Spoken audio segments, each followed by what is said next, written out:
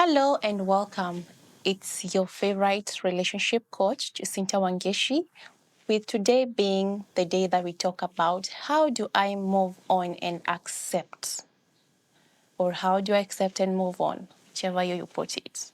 Because this has been a huge thing that most of my clients ask me in class. They ask me, Jacinta, it's been 1 or 2 years after my separation, or since I left the person that I was in a relationship with, but I cannot move on. Or how do I even know that I'm ready to start dating again? So if you have ever asked me this, or you've been asking yourself this in your mind, today's session or episode is going to be just about this. So welcome.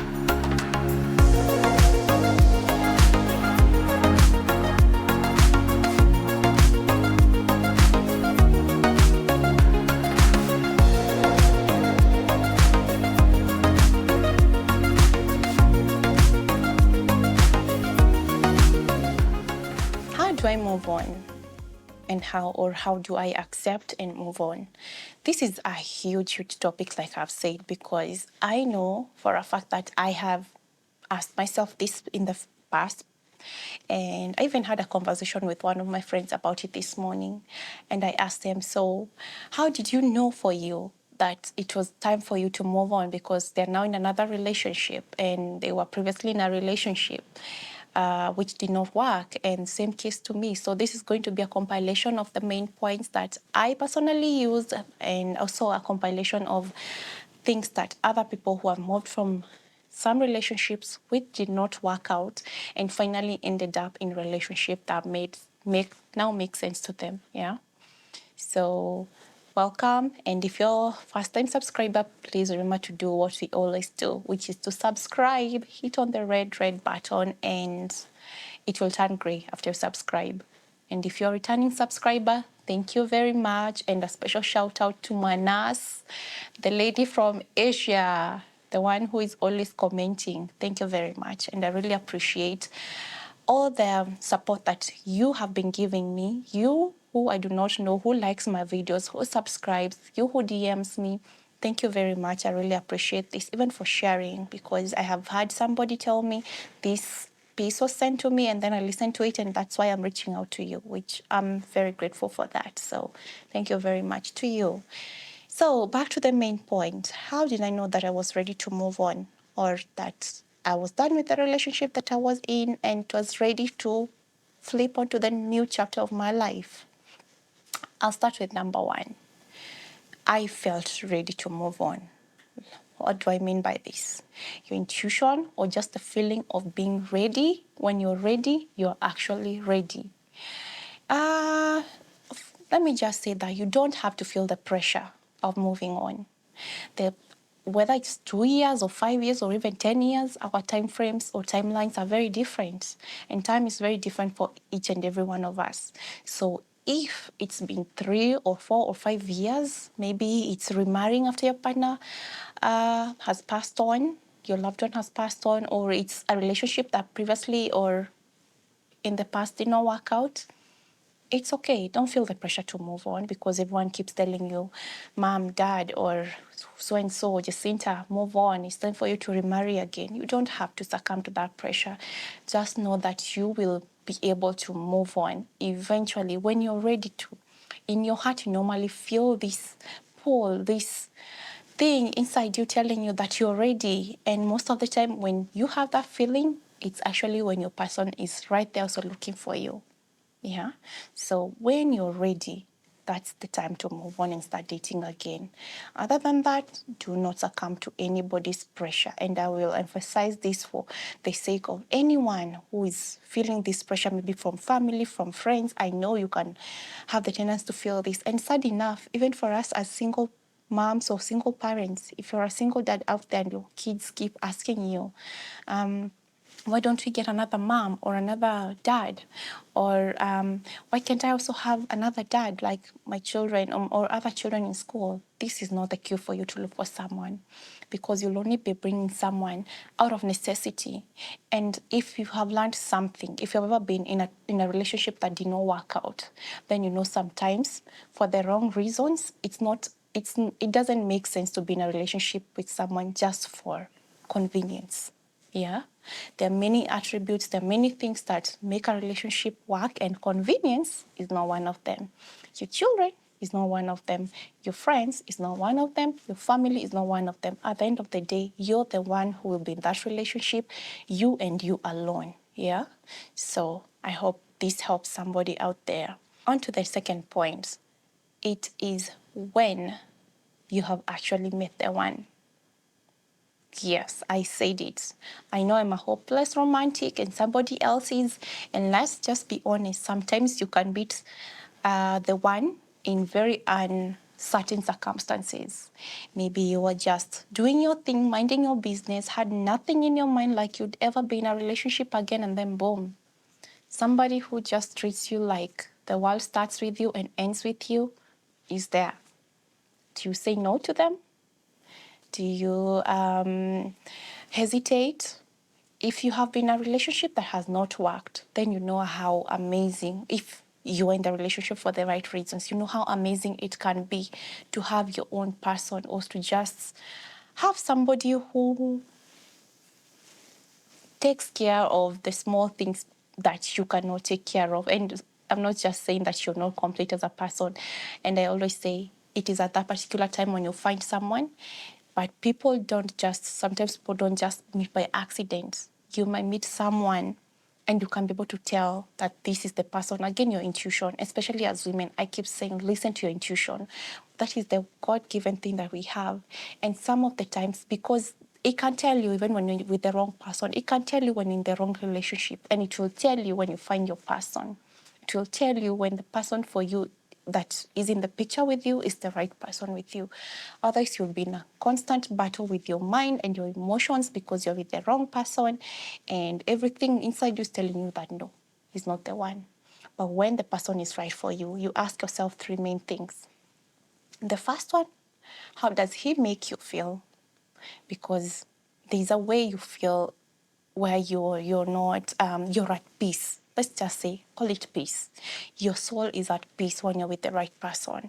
This person is not criticizing you, they're not abusing you in any way, and you can tell that they're not being fishy or pretending. You can just tell when somebody is being genuine to you. Yeah. So these are the three questions that you ask yourself, first of all, to identify whether you're with the right person.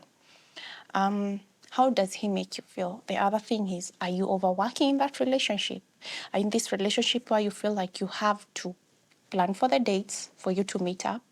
Are you in this relationship where you constantly have to be the one to call them or text them or even reach out to them or just make the effort of this relationship? Like, if you did nothing, the relationship stops. If you're in such a relationship, you're in the wrong relationship. But if you're in that relationship that feels effortless, where you're not doing the work, especially as a woman, and I say women because I talk a lot to women because I have been there.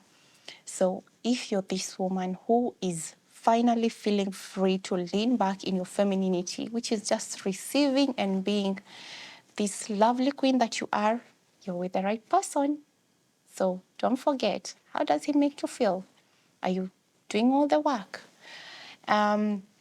Lastly, what does your gut feeling tell you? What does your gut feeling tell you? Does it tell you that, okay, you're not ready for this relationship?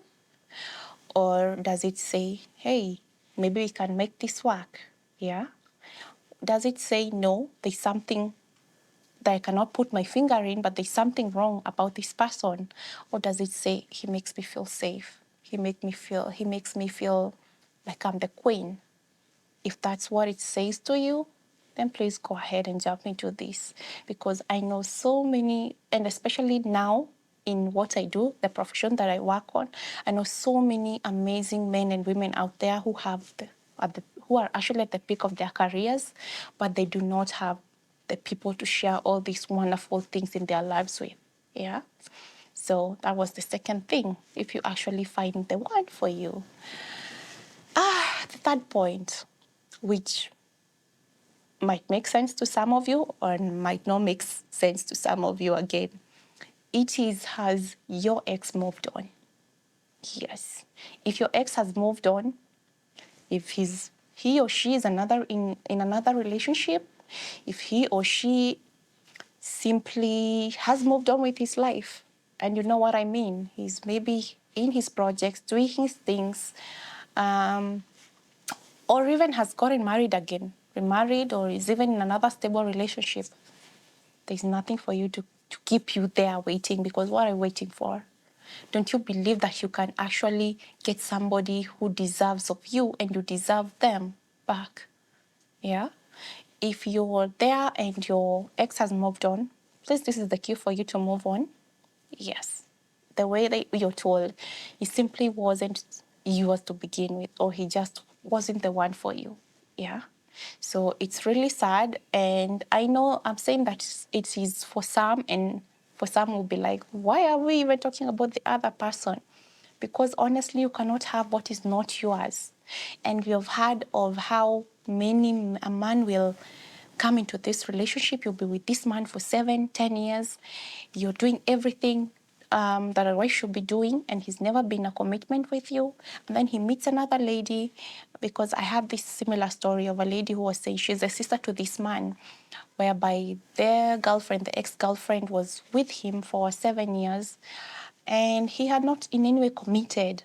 And every single thing that she had asked him to do, he was doing for this lady that he met 4 months later.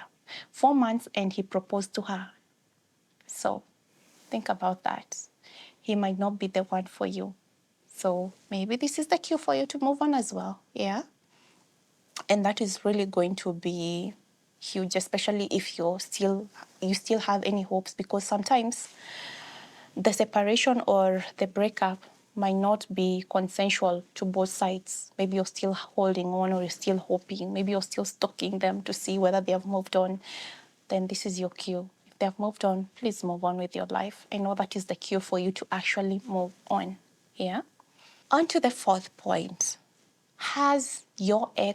Did your ex actually reach their limits? What do I mean by this? If you have been in a relationship with someone, you know how they get angry. You know how they are when they are at their maximum, or when they're done, totally just done. So if you are with someone and you know very well that they are done with that relationship, please stop hoping and praying that they'll come back, and start thinking of, what about me? What can I do better? Or can I see somebody else out there? Because I normally say, when you're so busy concentrating on this one window that is closed, you cannot see the door of opportunity on the other side. That there is a young man or woman out there actually hoping and praying for someone like you. One day I'll tell you my story, and the dating story, and I'll even have friends with me share their own dating stories. But you know how you ended your relationship. Did there look like there is any sign of reconciliation, or was it done, done, done? And even you yourself, which is maybe even the fourth point or the fifth point, yeah? How done were you? Because when you're done, done, then you know there is no possibility of a reconciliation. They say never, but let me just say that in a relationship, you can say never. Why? Everything that has happened in that relationship has been your choice. Most of the things have been your choice. Let's not even go to the point where we're saying that it is our partners. It is your choice. You chose to be in a relationship with them, and you chose to walk out. So there is no room for reconciliation if you know you have said, no, or enough is enough. For me, I knew it for a fact that when I was done, I was really done.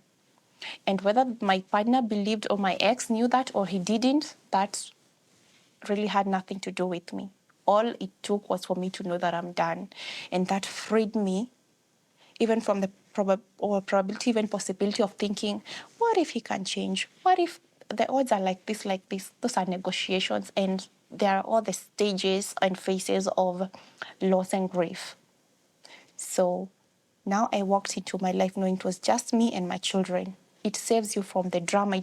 It saves you from unnecessary baggage out there, seeing somebody with someone, and then you start feeling sad because you've not really made up your mind. So when you make up your mind, you've already made it up, and there is no turning back, and you will never, never even start to think, what if? can I give them another chance?